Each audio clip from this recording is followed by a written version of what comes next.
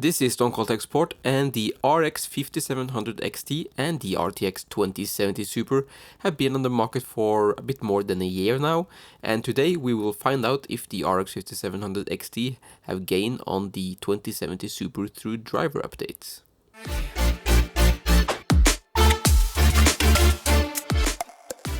So what we did was we tested both cards with the launch drivers, which were 19.7.1 for the RX 5700 XT and 431.36 for the RTX 2070 Super.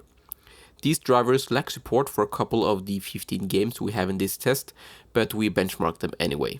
Then we installed the latest drivers for both cards.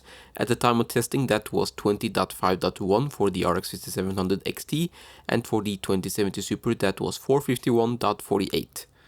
Representing the green team is the Gigabyte RTX 2070 Super Gaming OC, and representing the red team is the Gigabyte Aorus RX 5700 XT. Today's test system was the Intel i5-10600K overclocked to 5 GHz core clock and 4.5 GHz cache clock or uncore clock on the Gigabyte Aorus C490 Elite AC with 16 GB of Corsair Dominator RGB 3600C18 overclocked to 4266CL16. Now let's get on to the benchmarks. Starting with ANNO 1800, here we use the standalone benchmark running DirectX 12 with ultra settings. At 1080p, the RTX 2070 Super has a 20% lead over the RX 5700 XT. Through driver or game updates, the performance improved by 7% for the RX 5700 XT and 6% for the RTX 2070 Super. The standing today then is that the RTX 2070 Super is 18% ahead of the RX 5700 XT at 1080p. Moving to 1440p, here the RTX 2070 Super has a smaller 13% lead with the launch drivers. With the newest drivers, the RX 5700 XT sees a 6% improvement in performance, while the 2070 Super sees a smaller 3% increase.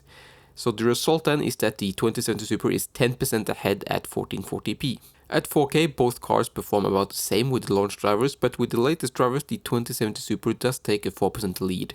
Now let's move on to the next game, Assetto Corsa Competitzione. At 1080p with the launch drivers, the 2070 Super destroys the RX 5700 XT by a whopping 32%. This game is made in Unreal Engine 4, which appears to really prefer Nvidia cards, as we will see more evidence of a bit later. With the newest drivers, the 2070 Super sees a slight 3% decrease in performance, while the RX 5700 XT sees a single percent increase with the latest drivers, which is basically the same performance. The result then is that the 2070 Super wins by 27%. Moving up to 1440p with the launch drivers, the 2070 Super has a 27% lead over the 5700 XT, and the latest drivers performs very similar to launch drivers, so we're basically looking at the same performance. At 4K, neither card sees a difference between the launch drivers and the latest drivers, which means that the 2070 Super ends up being 29% faster. Next game is Assassin's Creed Odyssey. With the launch drivers, both cards perform pretty much identical in this title. With the latest drivers, however, the 2070 Super is 3% ahead at 1080p. Moving to 1440p with the launch drivers, the 2070 Super is 5% ahead. And with the latest drivers, the tables have turned and the 5700 XT is 3% now ahead of the 2070 Super. Moving to 4K with the launch drivers, the 2070 Super is 17% ahead, but with the latest drivers, the 2070 Super lead is down to 9%. So it's pretty similar performance on 1080p and 1440p, but the 2070 Super definitely has an edge at 4K. Moving on to Battlefield 5. With the launch drivers, the 5700 XT actually has a 10% lead over the 2070 Super at 1080p with DirectX 11. Using the latest drivers sees no difference in performance on the 2070 Super, but the 5700 XT is about 3% faster.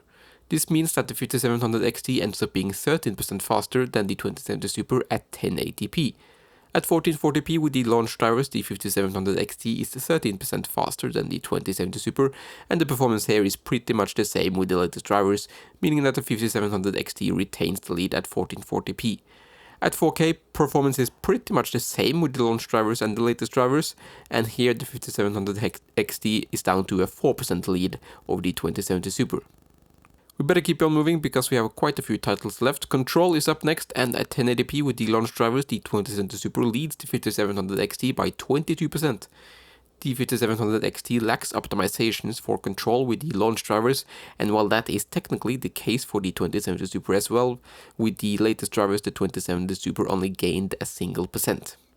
The 5700 XT saw a larger 14% increase with the latest drivers, which means that the 2070 Super is now down to a 9% lead at 1080p.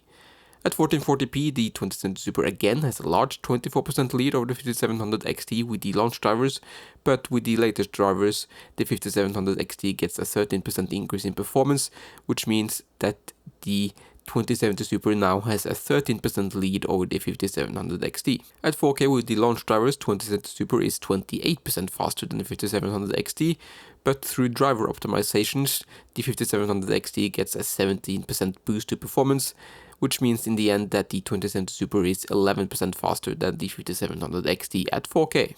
Next title is Devil May Cry 5, and here with both cards we see pretty much the same performance with the launch drivers and the latest drivers. The 2070 Super sees less than 1% increase, and in the end the 2070 Super is 11% faster than the 5700 XT at 1080p. Moving up to 1440p, and with the latest drivers, the 2070 Super has the same 11% lead.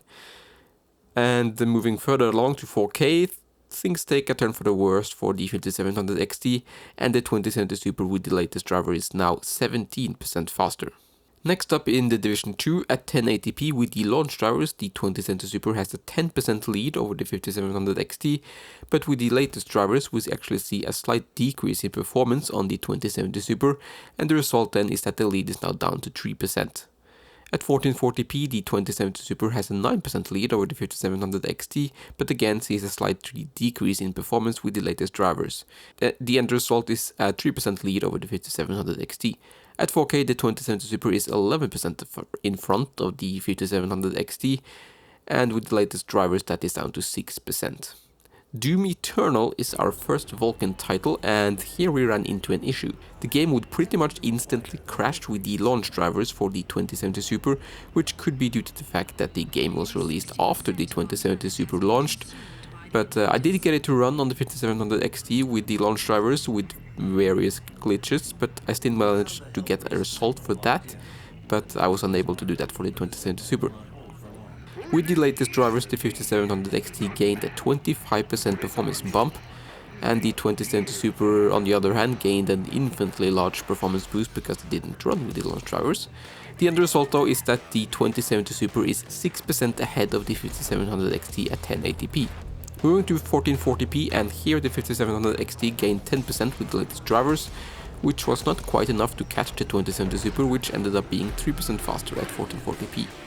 At 4K, the 5700 XT gained a massive 52% from driver support, although some of this could be because there is a bug.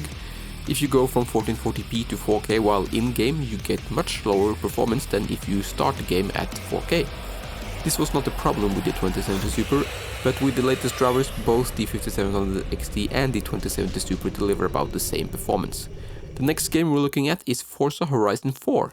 Here at 1080p, the 5700 XT is 12% ahead of the 2070 Super, although Nvidia did some driver optimizations and the end result was a substantial 16% increase in performance. Add to that the slight performance decrease we got with the latest drivers for the 5700 XT, and today the 2070 Super is 7% ahead. Moving up to 1440p, and with the launch drivers, the 5700 XT is about 10% faster, but with the Nvidia optimizations in the driver, the 2070 Super gained 15% performance with the latest drivers, and at 1440p that means that the 2070 Super wins by a 7% lead. At 4K, the 5700 XT had a 5% lead over the 2070 Super with launch drivers, but with the latest drivers the 2070 Super now has a 6% lead over the 5700 XT. Next up is our second Vulkan game, Ghost Recon Breapoint. With the launch drivers, the 2070 Super was 11% faster than the 5700 XT, and with the latest drivers, the 5700 XT gained a 4% performance boost. This combined with the fact that the Nvidia drivers seem to be optimized already meant that the 2070 Super won by a smaller 8% lead at 1080p. At 1440p then, with the launch drivers, the 2070 Super is 7% ahead of the 5700 XT, and with the latest drivers this is decreased to a 5% lead. At 4K, both cards perform pretty much the same with the latest and the launch drivers. Next game is The Outer Worlds, which is another Unreal Engine 4 title, and you know what that means? Yes, at 1080p with launch drivers, the 2070 Super is 35% faster than the 5700 XT. Moving to the latest drivers, the 2070 Super retains the same performance, whereas the 5700 XT gets a 6% performance increase, but this is not enough to catch the 2070 Super, but its lead is now down to only 27%. Moving to 1440p, and here the 2070 Super with launch drivers is 26% ahead of the 5700 XT, but this is down to 23% with the latest drivers. Moving up to 4K, the 2070 Super is 27% faster with the launch drivers, but the latest drivers does help the 5700 XT a bit, and the 2070 Super is now only winning by 22%, although this is still a substantial lead for the 2070 Super. Next up is Rainbow Six Siege, and we are using Vulkan here as that gave us better performance even on the launch drivers. So with the launch drivers, the 5700 XT and 2070 Super are on par with each other. Moving to the latest drivers, both cards see a performance boost, but now the 5700 XT is 3% ahead of the 2070 Super at 1080p. At 1440p with the launch drivers, it's pretty much the same story where both cards perform pretty much the same. Moving to the latest drivers, the 5700 XT still takes the win with a 4% lead over the 2070 Super. At 4K with the launch drivers, the 2070 Super is in the lead by 12%. Moving to the latest drivers though, the 2070 Super still takes the win, but with a smaller 5% lead over the 5700 XT. Only 2 games left now. Shadow of the Tomb Raider is the second to last game. Here with the launch drivers, the 2070 Super is 5% ahead of the 5700 XT. Moving to the latest drivers sees a performance increase on both GPUs. The 2070 Super is in the lead still by 5%. Moving to 1440p, the 2070 Super is 4% faster with the launch drivers, but with the latest drivers it's actually up to 5%. Next is 4K, and here the 2070 Super is 9% ahead with the launch drivers, and that increases to 11% with the latest drivers.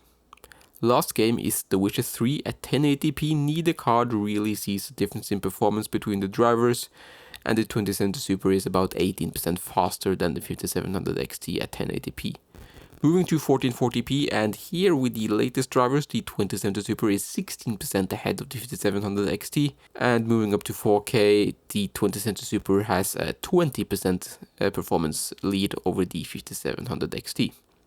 So there wasn't a lot of wins for the 5700 XT here, but let's look at the relative performance. When we look at relative performance, we actually only use 14 of the games. I left Doom out because I couldn't get that to run on the launch drivers for the 2070 Super, which means the numbers would be a bit off. So with the latest drivers, the 5700 XT delivers 3.5% more performance on average than at launch. The 2070 Super has gained a larger 4.7% performance boost over the launch drivers. And the end result then is that at launch, the 2070 Super was on average 8.4% faster than the 5700 XT at 1080p, and with the latest drivers, that has increased to 9.6%. Moving to 1440p, we can see that the performance improvement for the 5700 XT was similar to before, and for the 2070 Super, it was slightly lower at 3.2%. At 1440p then, the 2070 Super was 6.9% faster at launch, and now a year later the 2070 Super is 6.7% ahead of the 5700 XT. So not much has changed there, but at 4K then, at 4K we see a 3.4% performance increase for the 5700 XT with the latest drivers, and the 2070 Super sees a 4.5% increase. The end result is that at launch the 2070 Super was 10.3% faster than the 5700 XT at 4K, and that has decreased to 9.9% a year later. Moving on to value, the 2070 Super is $100 more expensive than the 5700 XT, and the end result then is that the 5700 XT does represent better value at all resolutions. The smallest delta is at 1080p, where you are paying only 50 cents more per average FPS for the 2070 Super. At 1440p you are paying closer to $1 more per average FPS, and at 4K you are paying over $1 more per average FPS. You could argue that the extra features the 2070 Super has with DirectX 12 Ultimate support, which included ray tracing and VRS. DLS 2.0 is also a nice feature, but support is too limited at this time to have any impact on your decision, in my opinion. I have actually used the 5700 XT for about a year, and my girlfriend has used the 2070 Super for about the same time, and I can confirm that the Nvidia drivers have been more stable than the 5700 XT drivers. The RTX 2070 Super is faster, more feature-rich, but it's also more expensive. The 2060 Super is the same price as the 5700 XT, and while I don't have one at this time, when I did test one, it was slower than the 5700 XT in most titles. It was on par and even faster in a few other titles. If you are looking for a graphics card right now, you may want to hold off for a bit, because rumors say that the next gen Nvidia cards is right around the corner, and while they probably launch the most expensive models first, you could potentially find a good sale on the previous models. That's it from me for now. Thank you so much for watching, and farewell for now.